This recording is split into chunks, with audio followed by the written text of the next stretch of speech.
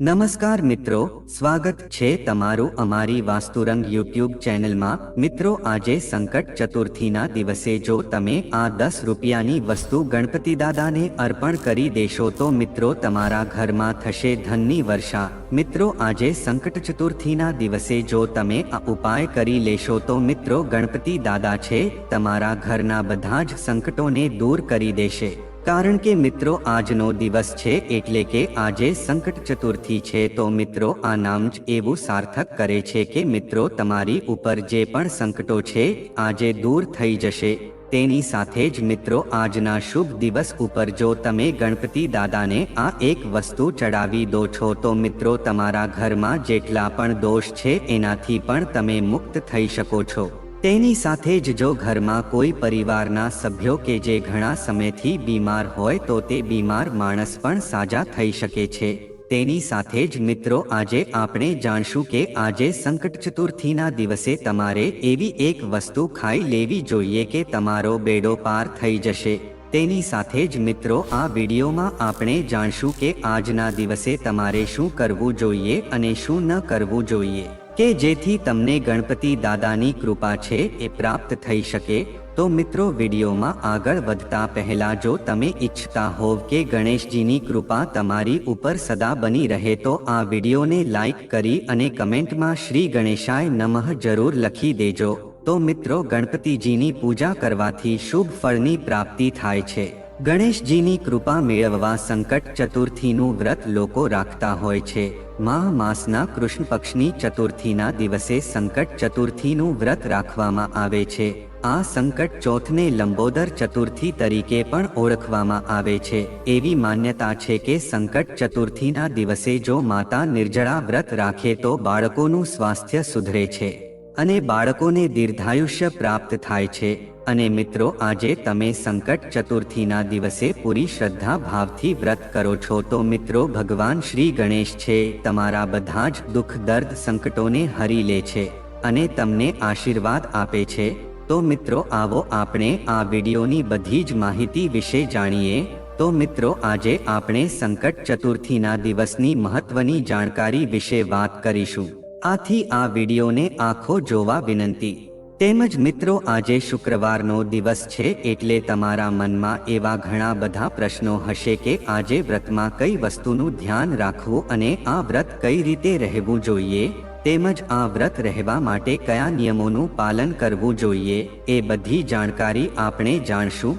તો મિત્રો આજે સંકટ ચતુર્થીનું વ્રત જે લોકો પણ રહે છે તો તેના જીવનના બધા જ સંકટો છે એ ભગવાન શ્રી ગણેશ છે એ હરી લે છે। તેની સાથે જ તેના ઘરમાં સુખ સમૃદ્ધિનો વાસ થાય છે, જીવનમાં આવતી બાધાઓ છે એ પણ દૂર થાય છે, તેમજ તેના વર્ષો જૂના અધૂરા રહેલા કામ છે એ પણ પૂરા થઈ શકે છે। એવી આ શુભ સંકટ ચતુર્થીની તિથિ છે એ મિત્રો ભગવાન શ્રી ગણેશને સમર્પિત છે। આથી મિત્રો તમે આજના દિવસે ગણપતિ દાદાને અનુલક્ષીને જે કોઈ પણ ઉપાય કરો છો તો એનું અવશ્ય ફળ તમને પ્રાપ્ત થઈ શકે છે। તેની સાથે જ મિત્રો આપણે આજના વિડીયોમાં જાણશું કે આજે તમે આ એક 10 રૂપિયાની વસ્તુ ગણપતિ દાદાને ચડાવી દેશો તો મિત્રો વિધાતા પણ તમને ધનવાન બનવાથી રોકી નહીં શકે। મિત્રો પંચાંગ પ્રમાણે આજના દિવસે સંકટ ચતુર્થીનું વ્રત રાખવામાં આવે છે। મિત્રો આ સંકટ ચતુર્થીની તિથિ છે આજે સવારે 4 વાગ્યે શરૂ થશે અને મિત્રો આ શુભ તિથિનું સમાપન છે 18 જાન્યુઆરીના દિવસે 5 વાગ્યે થશે। આથી મિત્રો આજના દિવસે સંકટ ચતુર્થીની પૂજાનું શુભ મુહૂર્ત છે આજે સવારે 5 વાગ્યાથી લઈને 8 વાગ્યા સુધીનું છે। તેમજ મિત્રો બીજું મુહૂર્ત છે આજે સવારે 8:30 થી લઈને 10 વાગ્યા સુધીનું છે। તેની સાથે જ મિત્રો ચંદ્રમાને અર્ધ્ય દેવાનું શુભ મુહૂર્ત છે એ રાતે 9 વાગ્યા સુધીનું છે। તો મિત્રો હવે અમે તમને સંકટ ચતુર્થીની પૂજન વિધિ વિશે વાત કરીએ। મિત્રો આજના દિવસે એટલે કે સંકટ ચતુર્થીના દિવસે જો તમે વ્રત અથવા તો પૂજા કરવા માંગતા હોવ તો મિત્રો આજે તમારે બ્રહ્મ મુહૂર્તમાં ઉઠી જવું જોઈએ। તેમજ જો મિત્રો શક્ય હોય તો તમારા સ્નાન કરવાના પાણીમાં થોડુંક ગંગાજળ મિક્સ કરીને નહાવું જોઈએ। આના પછી મિત્રો સ્વચ્છ વસ્ત્રો પહેરી લેવા જોઈએ. પછી મિત્રો પોતાના મંદિરની સાફસફાઈ કરીને પછી મંદિરની સામે એક પાટલો મૂકીને તેની ઉપર એક લાલ રંગનું કપડું પાથરી દેવું જોઈએ. આના પછી મિત્રો એ પાટલા ઉપર ભગવાન ગણેશની એક મૂર્તિ સ્થાપિત કરવી જોઈએ. આના પછી ભગવાન ગણેશને સિંદૂરનું તિલક કરીને એક શુદ્ધ ઘીનો દીવો પ્રગટાવવો જોઈએ. પછી મિત્રો ભગવાન ગણેશની પ્રતિમા ઉપર ફળ ફૂલ અને મીઠાઈ અર્પણ કરવા જોઈએ. તેની સાથે જ મિત્રો પૂજામાં તમારે તલ પણ અર્પણ કરવા જોઈએ. અને મિત્રો અંતમાં તમારે ભગવાન ગણેશની આરતી કરીને શંખના નાદ સાથે આ સંકટ ચતુર્થીનું પૂજન કરવું જોઈએ.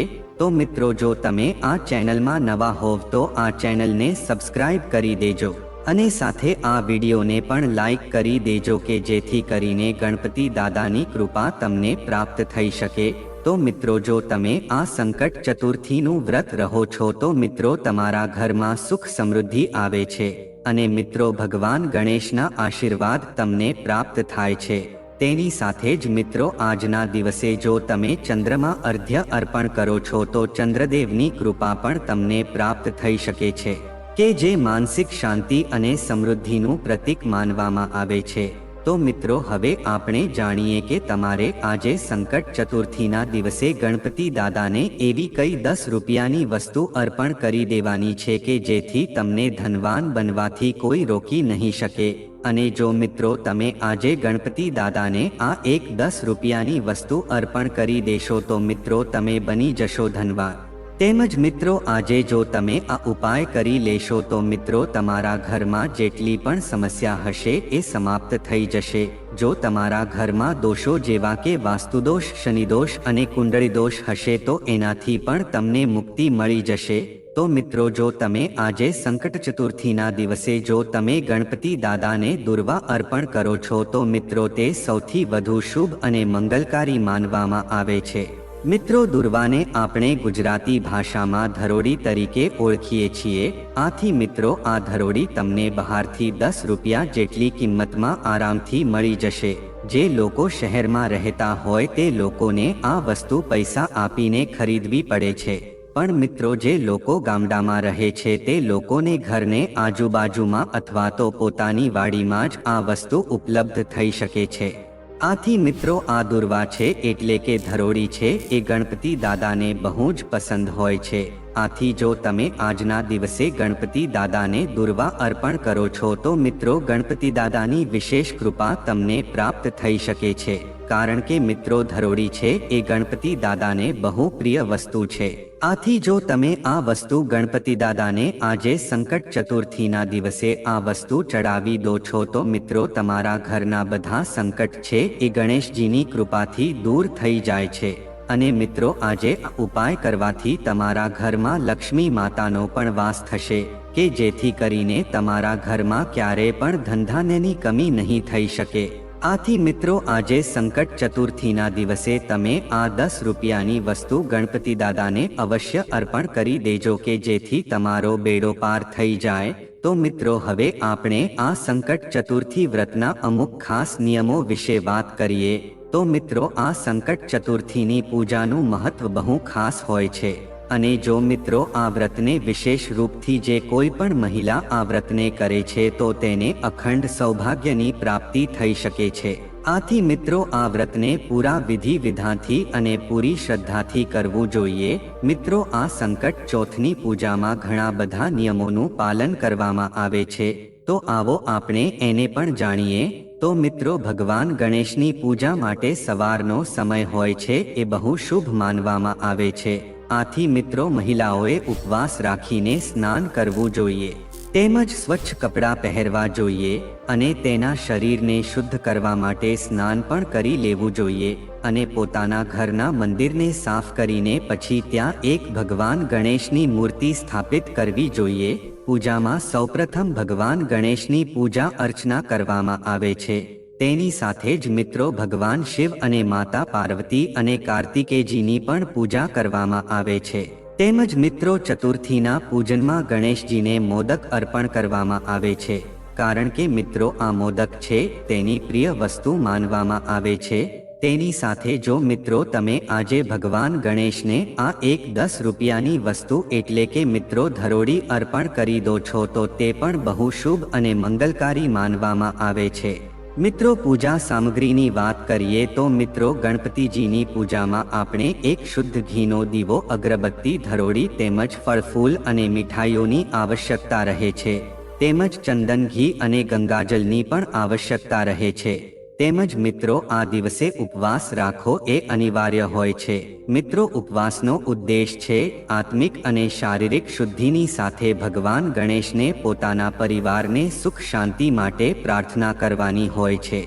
મહિલાઓ આ દિવસે માત્ર ફળ આહાર કરી શકે છે। તેની સાથે જ મિત્રો આજે સંકટ ચતુર્થીના દિવસે ભગવાન ગણેશની પૂજાની સાથે તેની વ્રત કથા સાંભળવી પણ બહુ શુભ અને મંગલકારી માનવામાં આવે છે। મિત્રો આ સંકટ ચતુર્થીની કથા છે એ ભગવાન ગણેશના વિવિધ રૂપો અને તેના જીવનની સાથે સંબંધિત હોય છે। પૂજા પછી મિત્રો ભગવાન ગણેશની આરતી કરવામાં આવે છે અને મિત્રો વ્રતધારી જે હોય છે ભોજન ગ્રહણ કરે છે। આ ભોજન વિશેષ રૂપથી ફળ, ફૂલ, ખીર એવું સાત્વિક ભોજન હોય છે।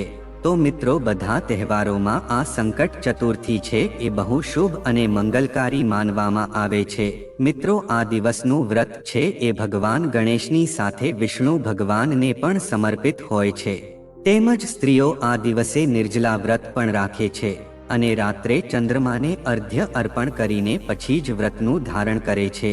તેમજ મિત્રો આ સંકટ ચતુર્થીનું વ્રત કોઈ પણ લોકો રાખે છે તો તેને આ વાતનું અવશ્ય ધ્યાન રાખવું જોઈએ।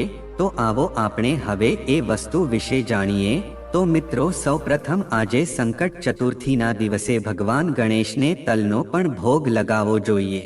તેમજ મિત્રો આ દિવસે તલની બનેલી વાનગી એટલે કે તલના બનેલા લાડવા ભગવાન ગણેશને અર્પણ કરવા જોઈએ। તેમજ મિત્રો સંકટ ચતુર્થીના દિવસે સાંજે ચંદ્રમાને જળ અર્પણ કરીને પછી જ વ્રતનું પાલન કરવું જોઈએ। તેમજ મિત્રો આ વસ્તુનું ખાસ ધ્યાન રાખવું જોઈએ કે સંકટ ચતુર્થીના દિવસે આપણે આ પ્રકારના કાર્યો ભૂલથી પણ ન કરવા જોઈએ। મિત્રો એવું માનવામાં આવે છે કે આજે સંકટ ચતુર્થીનું વ્રત રાખનારી જે પણ મહિલાઓ છે તે લોકોએ ભૂલથી પણ કાળા રંગના કપડાં ન પહેરવા જોઈએ। કારણ કે મિત્રો કાળો રંગ છે એ નકારાત્મકતાનું પ્રતીક હોય છે। જે મહિલા પણ વ્રત રાખે છે તો તેને એ વાતનું ધ્યાન રાખવું જોઈએ કે ચંદ્રમાને જ્યારે પણ અર્ધ્ય આપો છો ત્યારે પાણી છે એ પોતાના પગ ઉપર ન પડવું જોઈએ। જો મિત્રો આ ભૂલ થાય છે તો તે બહુ અશુભ મનાય છે। તેની સાથે જ મિત્રો સાથે એવી પણ માન્યતા છે કે આજે સંકટ ચતુર્થીના દિવસે જો તમે ભગવાન ગણેશને મોદક અર્પણ કરો છો તો મિત્રો તમને સુખ સમૃદ્ધિના આશીર્વાદ મળી શકે છે। તો મિત્રો જો બની શકે તો આજના દિવસે ભગવાન ગણેશને મોદકનો ભોગ જરૂર અર્પણ કરજો। મિત્રો જો તમે વ્રત રાખો છો તો તામસિક ભોજન જેવા કે માંસ, મદિરા તેમજ લસણ, ડુંગળીનું સેવન આજે ન કરવું જોઈએ। તેમજ મિત્રો આ એક વસ્તુનું ખાસ ધ્યાન રાખજો કે આજે સંકટ ચતુર્થીના દિવસે તમારી શારીરિક રૂપથી કોઈ પણ વસ્તુ ન કરવી જોઈએ। જો તમે આ ભૂલ કરશો તો મિત્રો ગણેશજીની કૃપા તમને પ્રાપ્ત નહીં થઈ શકે અને તમને ઘોર પાપ લાગશે। તેમજ આજના દિવસે તમારે બ્રહ્મચર્યનું પાલન અવશ્ય કરવું જોઈએ। તેમજ મિત્રો આજે તમે જ્યારે ભગવાન ગણેશની પૂજા અર્ચના કરો છો તો કેતકીનું ફૂલ અને તુલસીના પાનનો ઉપયોગ ભૂલથી પણ ન કરવો જોઈએ। આ વસ્તુનો ઉપયોગ છે એ ગણેશજીની પૂજામાં અશુભ માનવામાં આવે છે। આથી તમે આ વાતોનું વિશેષ ધ્યાન રાખીને જ પૂજા સંપન્ન કરજો। તેની સાથે જ મિત્રો સંકટ ચતુર્થીની પૂજામાં તમે ગણેશજીની ખંડિત મૂર્તિ છે એ ભૂલથી પણ ન રાખતા। આવું કરવું મિત્રો શુભ માનવામાં આવતું નથી। તેની સાથે જ મિત્રો આપણા હિન્દુ ધર્મ શાસ્ત્રોમાં ગણપતિ દાદાને પ્રથમ પૂજ્ય દેવતા માનવામાં આવે છે। મિત્રો એવી પણ માન્યતા છે કે જે ઘરોમાં પણ ગણપતિ દાદાની પૂજા અર્ચના કરવામાં આવે છે તો ત્યાં શુભ વસ્તુઓ જ થતી હોય છે। તેમજ તે ઘરમાં હંમેશા સકારાત્મક ઉર્જાનો વાસ રહે છે। આથી મિત્રો આપણા સમાજમાં જ્યારે પણ કોઈ શુભ કાર્યની શરૂઆત થાય ત્યારે ગણેશજીને યાદ કરવામાં આવે છે અને તેની સ્થાપના કરીને તેની પૂજા અર્ચના કરવામાં આવે છે। તેમજ મિત્રો આજના દિવસે ભગવાન ગણેશની પૂજા કાલા વસ્ત્રો પહેરીને ના કરવી જોઈએ। કારણ કે મિત્રો કાળો રંગ છે અશુભતાનું પ્રતીક માનવામાં આવે છે અને આનાથી ઘરમાં નકારાત્મક ઉર્જાનો વાસ થઈ શકે છે। તેમજ મિત્રો હિન્દુ ધર્મશાસ્ત્રમાં કાળા રંગના કપડાં પહેરીને પૂજા આરાધના કરવાની મનાઈ કરવામાં આવી છે। આજે મિત્રો આજના દિવસે જો તમે લાલ રંગના વસ્ત્રો પહેરીને ભગવાન ગણેશની પૂજા અર્ચના કરો છો તો તે સૌથી વધુ શુભ અને મંગલકારી માનવામાં આવે છે। તેમજ મિત્રો હવે આપણે જાણીએ કે જો તમે આજે સંકટ ચતુર્થીના દિવસે આ એક વસ્તુ ખાઈ લો છો તો મિત્રો ગણપતિ દાદાની વિશેષ કૃપા તમને પ્રાપ્ત થઈ શકે છે અને તમારા ઘરમાં સુખ સમૃદ્ધિનો વાસ થઈ શકે છે કે જેથી તમારા ઘરમાં ક્યારે કોઈ ગરીબી પણ આવી શકતી નથી। તો મિત્રો આજે સંકટ ચતુર્થીની પૂજા અર્ચનામાં તમે ભગવાન ગણેશને જે પણ મોદક અર્પણ કરો છો તો મિત્રો તેને અર્પણ કર્યા પછી તમારે આ મોદકને પ્રસાદના રૂપમાં ગ્રહણ કરવો જ જોઈએ। જો તમે આ વસ્તુ કરશો તો મિત્રો તે સૌથી વધુ શુભ અને મંગલકારી માનવામાં આવે છે। મિત્રો આ મોદકને પ્રસાદ તરીકે આજના દિવસે ગ્રહણ કરવાથી તમારી સમસ્ત મનોકામના છે પૂર્ણ થઈ શકે છે। કારણ કે મિત્રો મોદક એકવાર ગણપતિ દાદાને અર્પણ થઈ જાય છે પછી તે દેવતુલ્ય બની જાય છે। આથી મિત્રો આ વસ્તુ બહુ શુભ માનવામાં આવે છે। તેમજ મિત્રો તમે આજના દિવસે ગાય માતાને આ એક વસ્તુ ખવડાવી દો છો તો મિત્રો 33 કરોડ દેવી દેવતાઓની કૃપા તમને પ્રાપ્ત થઈ શકે છે। આથી મિત્રો જો તમે આજના દિવસે ગાય માતાને ઘરમાં બનેલી રોટલી એની સાથે ગોળ લગાવીને ખવડાવી દો છો તો મિત્રો 33 કરોડ દેવી દેવતાઓની કૃપા તમને પ્રાપ્ત થઈ શકે છે। તેમજ મિત્રો જો તમે આજના દિવસે ગાય માતાને લગતા જે પણ ઉપાય કરો છો તો મિત્રો ગાય માતાની વિશેષ કૃપા તમને પ્રાપ્ત થઈ શકે છે।